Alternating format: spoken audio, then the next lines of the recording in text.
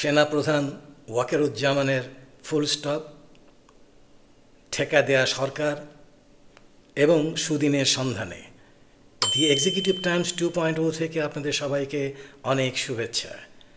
25শে ফেব্রুয়ারি 2025 রাওয়া ক্লাবে জেনারেল ওয়াকার কিছু কথা বললেন।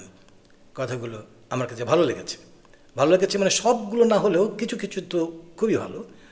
অর্থাৎ তিনি সেখানে দেশের ভালোর কথা, যেটা ভালো হবে সেই ব্যাপারে কথা বলেছেন। তবে আমার কাছে যেটা মনে হয়েছে সেটি হলো যে তিনি যা বলেছেন তার চেয়ে বেশি গুরুত্বপূর্ণ তিনি যা বলেননি। আমি সে ব্যাপারে আসছি, কিন্তু তার আগে তিনি একটা কথা বলেছেন, সে ব্যাপারে আমার কিছু বলার আছে। সেটি হলো যে তিনি বিডিআর হত্যাকাণ্ডের ব্যাপারে যেখানে অনেকে না কেউ সেখানে সেই আর্মি অর্থাৎ সেনাবাহিনীর কিছু কিছু লোকের সম্পৃক্ততার কথা হয়তো বলেছেন বা সন্দেহ করেছেন।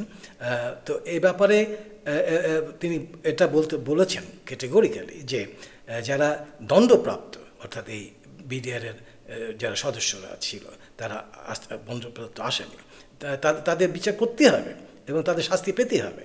এখানে কোনো রকম কম্প্রোমাইজ নাই। এবং এই কথা বলতে গিয়ে একসময় উনি বলেছেন ফুল স্টপ। আমার আপত্তিটা এই শব্দ যুগল ব্যবহারের কারণে। কারণ এই ফুল স্টপ দেয়াটা এটা একটা অবশ্যই আর্মির বেলায় প্রযোজ্য না, কিন্তু আমাদের সাধারণ জীবনে মানুষ যখন আমরা কথা বলি, আমরা তর্ক করি, বিতর্ক প্রতিযোগিতা থাকে, এই কথাটা কিন্তু আপত্তিকর এবং এটা কিছুই প্রমাণ করে না। এটা অবশ্যই একটা কিছু করে না, তবে একটা প্রমাণ করে, সেটা হচ্ছে যে আমি যুক্তি বুঝি না। কারণ প্রত্যেকটা ঘটনা, প্রত্যেকটা জিনিস, প্রত্যেকটা কথার পেছনে সঙ্গে কিছু ভেরিয়েবলস থাকে, পার্সপেক্টিভ থাকে। তো এই জিনিসগুলো বিচার করতে হয়। তো আমি বলবো যে ফুল স্টপ বা পিরিয়ড এটা ঠিক না।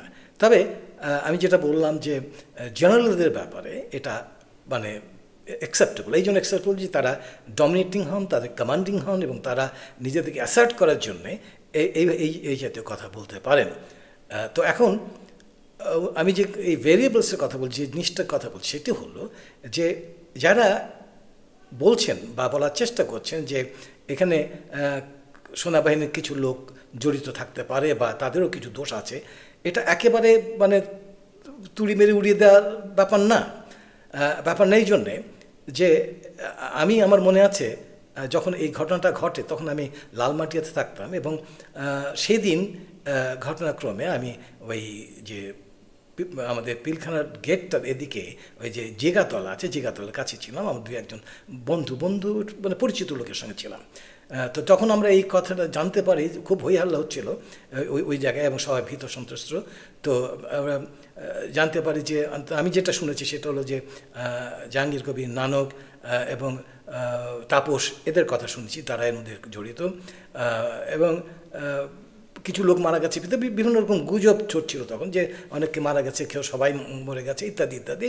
এক পর্যায়ে আমরা শুনতে পারলাম যে আর্মি প্রসিড করছে, তাদের ট্যাঙ্ক চলে আসছে এদিকে। তো আমরা তো বুঝতে পারছিলাম যে কিছু একটা ঘটতে যাচ্ছে। তো অনেক অপেক্ষা করার পরে আমরা একটু মানে নিরাপদ দূরত্বে চলে গেলাম, কিন্তু কোনো রকম ট্যাঙ্ক আসলো না বা আর্মি ইন্টারভিন করলো না সেখানটায়। এখন এই যে এতগুলো মানুষকে হত্যা করা হলো, অর্থাৎ এই যে সেনা কর্মকর্তা, এরা আমাদের গর্ব, এটা গর্ব। তো একটা জিনিস আমাদের মনে রাখতে হবে, সেটি হলো যে শুধু বাংলাদেশ না, যে কোনো দেশের জন্য তার যে সামরিক বাহিনীর যে সেনা সদস্য আছে তাদের গর্বের ব্যাপার। অর্থাৎ আমাদের বুক ফুলে ওঠে যখন আমরা দেখি যে এরা আমাদের রক্ষার জন্যে তারা নিজেদের জীবন পর্যন্ত বিসর্জন করতে প্রস্তুত।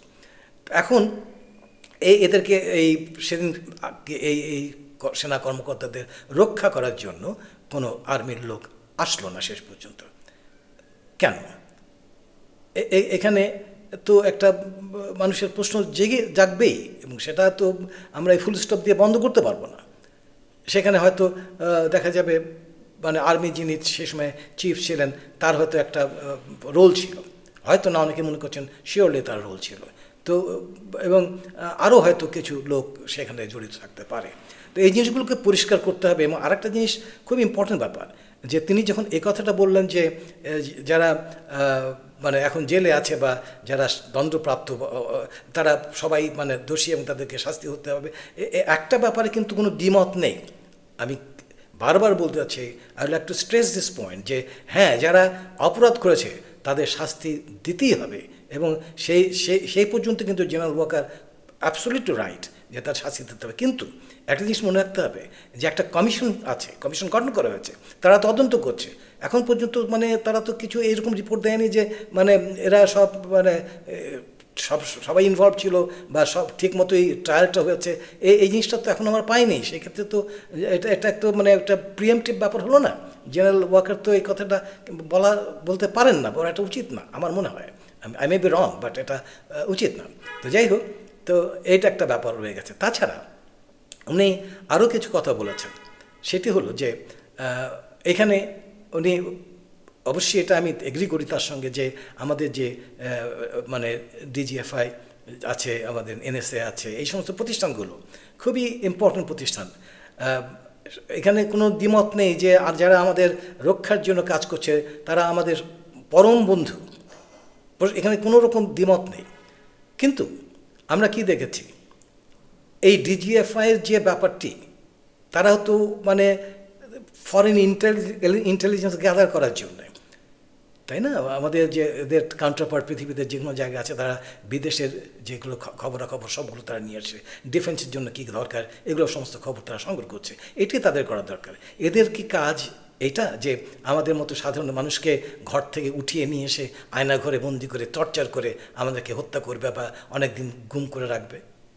এটা কি এই সমস্ত যারা সিকিউরিটি অর্গানাইজেশন যে সমস্ত আছে আর কি, এদের দায়িত্ব?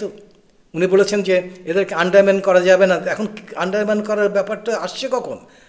আসলে তো আমরা আন্ডারম্যান করছি না বা কেউ করছে না, তারা তো নিজেরাই নিজেদেরকে they allowed themselves to be undermined. তারা যে সমস্ত কাজ করেছে, তখন এই কথাগুলো তো আমাদেরকে পার্সপেক্টিভে আনতে হবে, এনে তারপরে এই জিনিসটা শোধরাতে হবে। আমরা বলছি না যে এই সমস্ত অর্গানাইজেশনগুলো সবসময় একই অবস্থা থাকবে, তো এদেরকে শোধনের জন্য এই জিনিসগুলো আলোচনা আসবে, এটাকে বন্ধ করা যাবে না। আর একটা ব্যাপার হলো যে জেনারেল ওয়াকার একটা কথা বলেছেন, যে তিনি ইন্টেনশন কিন্তু খুবই ভালো, যে উনি বলেছেন যে আমরা সবাই ব্যারাকে চলে যাব, এখানে আমাদের তো আর কোনো কাজ নেই, যখন নির্বাচিত সরকার আসবে। এবং এই নির্বাচিত সরকার আসার সময় একটা কথা উনি বলেছেন, free, fair and inclusive election. এই ইনক্লুসিভ কথাটা ব্যবহার করেছেন। এই কথার দিয়ে কী বলতে চাচ্ছেন তিনি? এই ইনক্লুসিভ তো সব দলকে আসতে হবে এখানটায়, তাই না? এই ইনক্লুসিভ বলতে এই বোঝায়, উনি কি তাই বোঝাচ্ছেন? আমি যেটা বললাম যে উনি যা বলেন নেই, সেটাই কিন্তু খুব ইম্পর্ট্যান্ট। উনি কি জাতীয় পার্টি তো আসবেই, যে সমস্ত পার্টিগুলো তো আসবেই, জাতীয় পার্টি যত অন্যায় করুক তাদের তো কিছুই করা হয় নাই। এবং আওয়ামী লীগও আসবে, কিন্তু আওয়ামী লীগ তো ব্যান্ড না, সুতরাং আওয়ামী লীগও পার্টিসিপেট করবে। মানে ওই কথা যদি আমরা নেই, এইভাবে নেই, তো সুতরাং তার অনেকগুলো কথাই মানে আমাদের কাছে একটু মানে অস্পষ্ট মনে হয়েছে। তো সেই জিনিসগুলো মানে বাদ দিলে এই যে তার বক্তব্য ছিল, এটা খুবই ইম্পর্ট্যান্ট ব্যাপার আমাদের দেশের জন্য, এবং দিক নির্দেশনার বেলায় এটা একটা খুব ইম্পর্ট্যান্ট রোল প্লে করবে।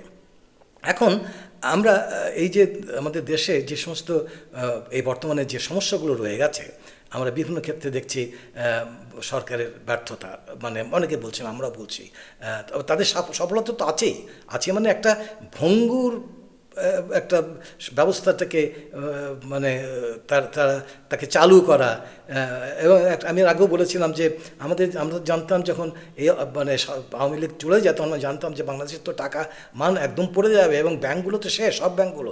এখন সেই ব্যাঙ্কগুলো মানে এই যে একটা খুব ভালো, আমি বারবার এই কথাটা বলতে চাই, সেটা হলো যে ভালো লিডারশিপের কারণে, অর্থাৎ বাংলাদেশ ব্যাংকের বর্তমান গভর্নর যে, তার লিডারশিপের কারণে ব্যাঙ্কগুলো অনেক মানে তাদের দাঁড়িয়েছে এবং শক্ত অবস্থানে আসছে। হোপফুলি তারা আরও ভালো করবে। তো এখন কিন্তু ব্যর্থতার কথা বললাম যে বিভিন্ন জায়গায় ব্যর্থতা রয়ে গেছে, ব্যর্থতা থাকার কথাই, কারণ এই সরকারটা এটা একটা মানে ঠেকা দেওয়া সরকারের মতো। ঠেকা দেওয়ার কথা, এটা মানে আমরা যারা গান বাজনা করি বা জানি, আমরা যখন গান করার সময় আমরা জানি যে তখন একটা তবলা সঙ্গতের দরকার হয়, তবলা বাজাতে হয়। তো অনেক ক্ষেত্রে দেখা গেছে যে ঠিক যারা প্রশিক্ষিত তবলা বাদক তাকে পাওয়া যায় না। বিভিন্ন ক্ষেত্রে বিদেশে যখন অনুষ্ঠান করা হয় বা অনেক সময় দেশেও তাদেরকে পাওয়া যায় না। সেই ক্ষেত্রে তখন আমরা বলি যে কেউ যদি সামান্য একটু বাজাতে পারে, কোনো রকমে একটা কাহার বা দাদা যদি মাত্রাগুলো ঠিক রাখতে পারে, অর্থাৎ মানে 8 মাত্রা 16 মাত্রা এগুলো যদি ঠিক, বা 6 মাত্রা যে দাদা আছে এগুলো যদি ঠিক রাখতে পারে, তাহলে আমরা বলি তুমি একটু ঠেকা দিয়ে দাও, অর্থাৎ এই তবলা বাজিয়ে মানে আমাদের এই গানটা যাতে আমি গেয়ে দিতে পারি ঠিক করে দাও। অর্থাৎ তো এই ঠেকা দেওয়া সরকার, অর্থাৎ মেকশিফট যে গভর্নমেন্ট, অর্থাৎ কোনোভাবে এটাকে মানে রেখে দেওয়া, এই কাজটা করা, তো এই সরকার হয়েছে এইভাবে। এখন এই সরকারটার মানে ওই যে আমাদের ওয়াকার সাহেব যেটা বলেছেন যে এখানে একটা ইলেকশন হলে পারে তাহলে সব কিছু ঠিক হবে এবং তখন তার মানে আমাদের হাত লাগবে না, এটাও কিন্তু আমি এখনও আই কন্টেস্ট দিস নোশন যে এটা হবে কিনা, কারণ আলটিমেটলি ইলেকশনের পরে কি হবে সেটা দেখার ব্যাপার আছে।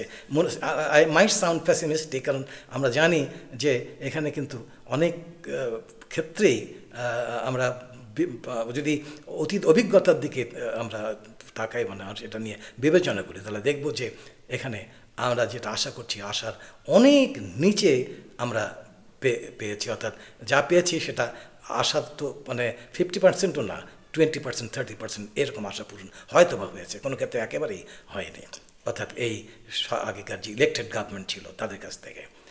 তো এখন এই ঠেকা দেওয়া সরকারটা হয়েছে আমরা জানি, কারণটা জানি, ইতিহাস না বললেও চলে। তো এখানে যে ব্যর্থতা তো আমরা এটাও জানি, বারবার এই কথাগুলো হচ্ছে, উচ্চারিত হচ্ছে যে বাসে ডাকাতি হচ্ছে, ছিনতাই হচ্ছে, রাস্তাঘাটে রাহাজানি হচ্ছে, অনেকে শ্লীলতাহানি হচ্ছে অনেক মহিলাদের। তো এই জিনিসগুলো তো আমরা শুনতে পাচ্ছি এবং সেক্ষেত্রে আমরা তো মনে করছি যে আমাদের যিনি স্বরাষ্ট্র উপদেষ্টা তাকে সরিয়ে দিলে হয়তো ঠিক হবে। এটা কি হবে যদি স্বরাষ্ট্র উপদেষ্টা চলে যান, আরেকজন আসেন, সেখানে কি হবে? আসলে মূল যেটা সমস্যা সেখানে হাত দিতে হবে এবং সেই সমস্যাটা কি? সেই সমস্যাটা আমরা দেখেছি আমাদের যেটা মাইন্ডসেট, এটা কেমন হয়েছে। এখন এই সরকার আসার পরে আমরা সবাই লাফালাফি শুরু করলাম, এটা দাও এটা দাও, আমার এটা দাও, আমার এটা চাই ওটা চাই, সবগুলো আমরা দাবি দাওয়া নিয়ে হাজির হচ্ছে একসঙ্গে, মাথা খারাপ করার মতো।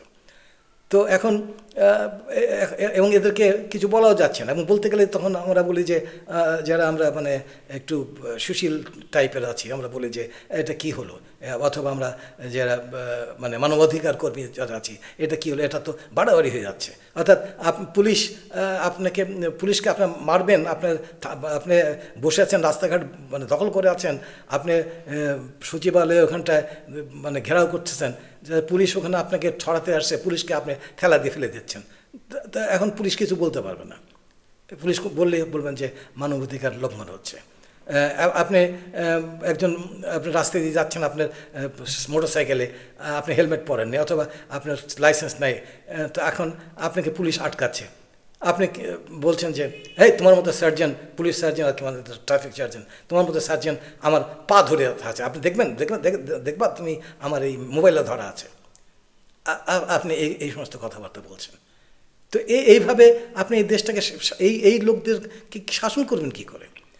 মনে রাখতে হবে যে এই যে জনবান্ধব পুলিশের কথা বলি যেটা, এর মানে এই না যে আমরা অন্যায় করে যাব আর তারা দাঁড়িয়ে দেখবে আর আমরা কিছু আমাদেরকে ধরতে আসলে, আমরা কিছু বলতে আসলে তাদেরকে উল্টো মারবো, এটা না। পৃথিবীর সব দেশ আপনি তাকিয়ে দেখেন, যে সমস্ত উন্নত দেশ আছে যেখানে আমরা বলি মানবাধিকার পুরোপুরি বাস্তবায়িত হচ্ছে, সেগুলো দেশে দেখেন, আমেরিকা দেখেন, বিলাত দেখেন, ফ্রান্স দেখেন, জার্মানি দেখেন, এই সমস্ত দেশগুলোতে দেখেন, সেখানেও কিন্তু মানে পুলিশ যথেষ্ট শক্ত হয়, দৃঢ় হস্তে দমন করে, অনেক কিছু ক্ষেত্রে তারা দেখেছি মানে মানুষকে লাঠিয়ে পেটা পর্যন্ত করতে হয়, দেশের জন্যে, বৃহত্তর স্বার্থের জন্যে এই কাজটা করতে হয়।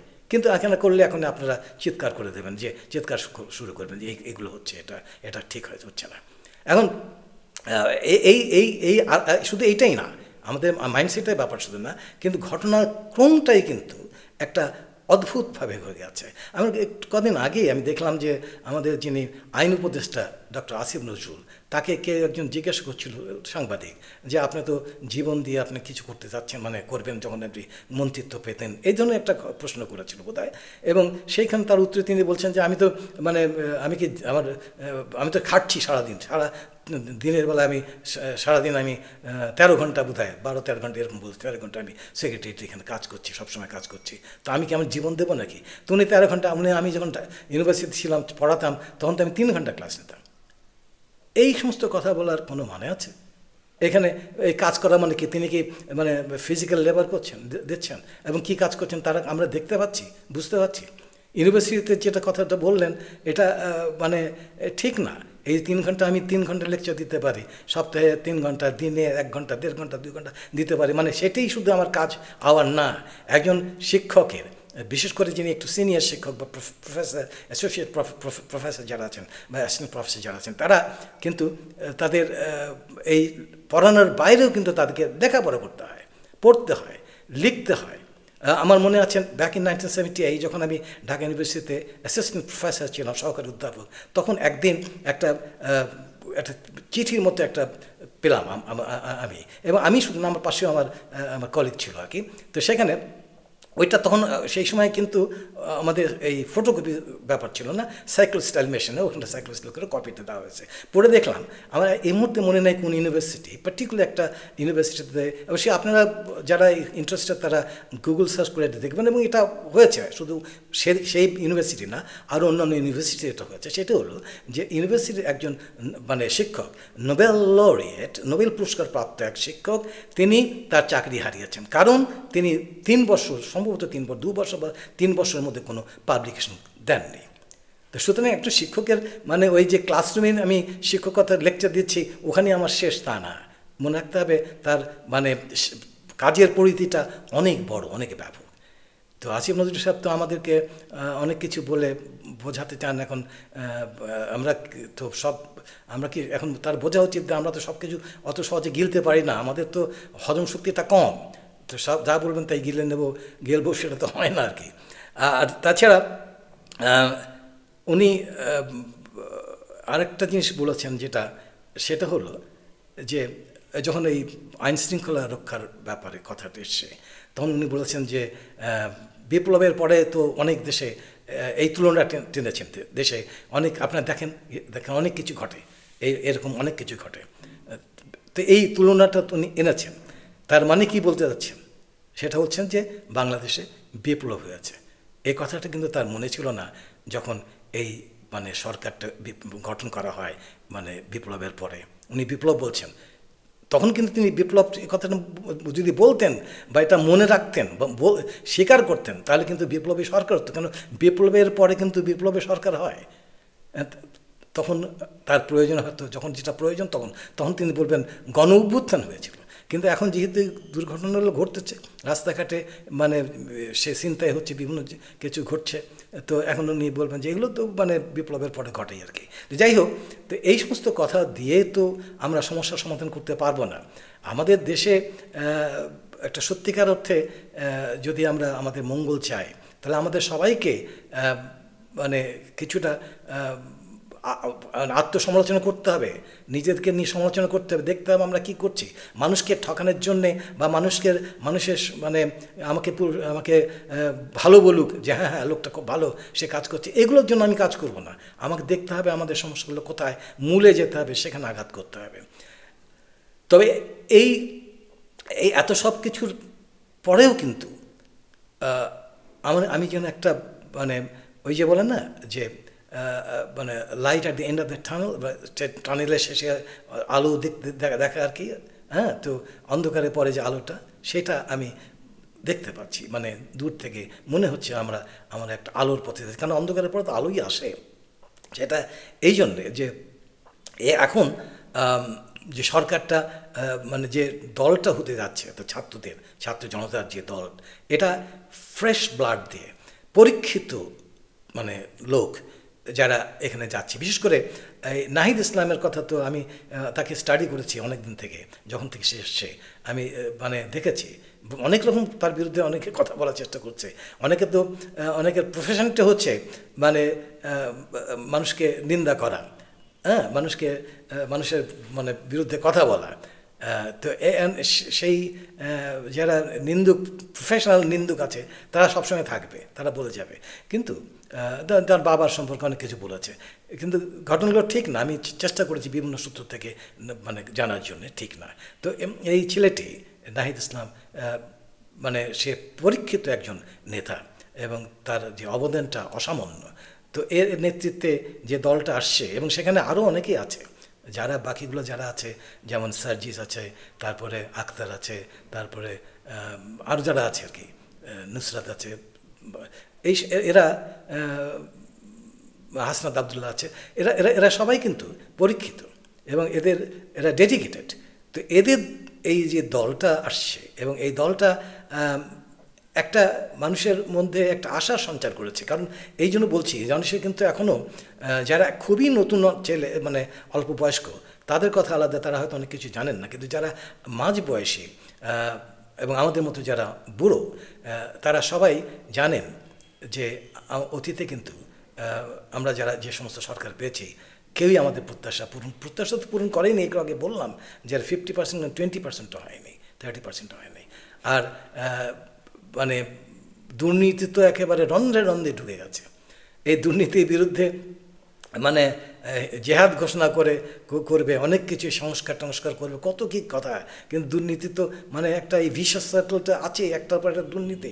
আপনি এটা করতে আপনি যেমন দেখা গেল যে মোহাম্মদপুরের ওখানটায়, আর শুধু মোহাম্মদপুর না, আরও কয়েক জায়গায়, যেখানে একজন মানে লোক মানে সন্ত্রাসী, সে মানে সে ছিনতাই করেছে, আঘাত করেছে মানুষকে, তাকে জেলে নেওয়া হয়েছে, এবং সেখান থেকে কী হলো, তাকে পরে জামিনে মুক্তি দেওয়া হলো। ঘটনাটা এইভাবে ঘটে। সেটা হচ্ছে যে পুলিশের লোকরা এটা মানে এফআইআর করে, তারা কিন্তু এমনভাবে দেয়, ওই কেসটা সাজায়, যাতে যেহেতু পায়, পয়সা দেয় এই ঘুষটা, এবং সেটা আছে, এটা এখন দায়িত্ব নাই, বরং যতটুকু আমি খোঁজখবর নিচ্ছি তাতে মনে হচ্ছে যেন এখন এটা আরও বেশি হয়ে গেছে।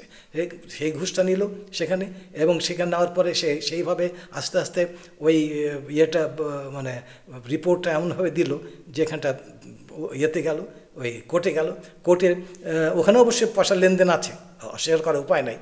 তো সেখানে লেনদেনের ব্যাপারটা রয়ে গেছে, এবং বিচারকের কাছে ওখানে গেল, জামিন পেয়ে গেল, এবং জামিনের পরে এসে আবার যে তার বিরুদ্ধে কথা বলেছে বা মানে এফআইআর করাছে, তারা অভিযোগ করেছে, তাকে তারা আবার আক্রমণ করলো, কোপালো। এই ঘটনাটা ঘটেছে, এবং শুধু মোহাম্মদপুর না, আরও অনেক জায়গায় ঘটেছে। এগুলো ঘটতেই থাকবে যতক্ষণ না এই যে মানে এই ভিশাস সার্কেলটাকে মানে কমিয়ে আনা যায়, বা শেষ তো করা যাবে না, যতটুকু পারা যায় তাকে নিচে আনা যায়, ততক্ষণ পর্যন্ত এটা থাকবে। তো আমি যেটা বলছিলাম যে এই নতুন পার্টি নিয়ে, নতুন দল নিয়ে, ছাত্রদের যে দলটা হচ্ছে, এরা আমাদের মতো যারা আমাদের অভিজ্ঞতা যাদের ভালো না অতীত সম্পর্কে, আমরা যারা আছি, আমাদের কাছে এরা একটা আশার আলো হয়ে আসছে আমাদের জন্য। এবং আরও শুধু আমাদের জন্য না, যারা এই বিপ্লবটাকে প্রত্যক্ষ করেছেন, দেখেছেন, তারা সবাই এদের দিকে তাকিয়ে আছে। সুতরাং আমরা আশা করতে পারি, যদিও আমি এর আগেও বলেছিলাম যে রাজনীতিটা একটা কুটিল বিষয়, এখানটায় মানে বোঝা মুশকিল, বিশেষ করে গ্রামাঞ্চলে গিয়ে কিন্তু সেখানে অনেক সমস্যা আছে। এর আগে যেটা বলেছিলাম যে মানির একটা ফ্যাক্টর আছে, টাকা পয়সা দিয়ে বদলানো যায়, কেনা যায়। তো তবু কিছু কিছু ব্যাপার আছে যেখানে এই টাকা পয়সা দিয়েও কেনা যায় না, কেন এখনকার মানুষ অনেক সচেতন, তারা গরিব প্রান্তিক পর্যায়ে অনেক মানুষ আছে যারা অনেক সময় দুবেলা খেতে পারে না, তারাও কিন্তু এই টাকা পয়সার কাছে সহজে মাথা নত করবে না, যেটা আমরা বুঝতে পারি অনেকের সঙ্গে, দু একজন কথা আলাদা। তো সুতরাং এই দলটির মানে ক্ষমতায় আসা খুবই জরুরি এবং সম্ভাবনা খুবই বেশি। অনেকে বলেন এটা কিংস পার্টির মতো আসছে, সুযোগ সুবিধা নিচ্ছে, এটা বাজে কথা। এটাকে কিংস পার্টি কাকে বলে? এটা একটা কিংস পার্টি হলো? এটা তারা তো সঙ্গে চলে আসছে, ওখান থেকে ছেড়ে দিয়ে নাহিদ ইসলাম চলে আসছে এখানটা। আর কিসের কিংস পার্টি? এই যে সরকারটা আছে, এই সরকারটা বা কী বা করছে, কী সুযোগ সুবিধাই বা দিচ্ছে? যে তার ফলে এরা একটা মানে জয় করে চলে আসবে। অবশ্য দেখা যাক যে কি ঘটে। শেষ পর্যন্ত এমনও হতে পারে খোদা না খাস্তা যে বলা তো যায় না কিছুই, হয়তো ইলেকশনটা হলোই না কোনো কারণে, সেটা আলাদা ব্যাপার, আলাদা বিষয়। এবং যদি এরকম কিছু ঘটনা ঘটে তখন হয়তো আমাদের আবার নতুন করে এগুলো বিশ্লেষণ করতে হবে। তার আগ পর্যন্ত যেটা আমি বললাম যে আমরা ঠিক ওই সুদিনের সন্ধানেই থাকি, সেই আশা নিয়েই আমি শেষ করছি। আবারও দেখা হবে।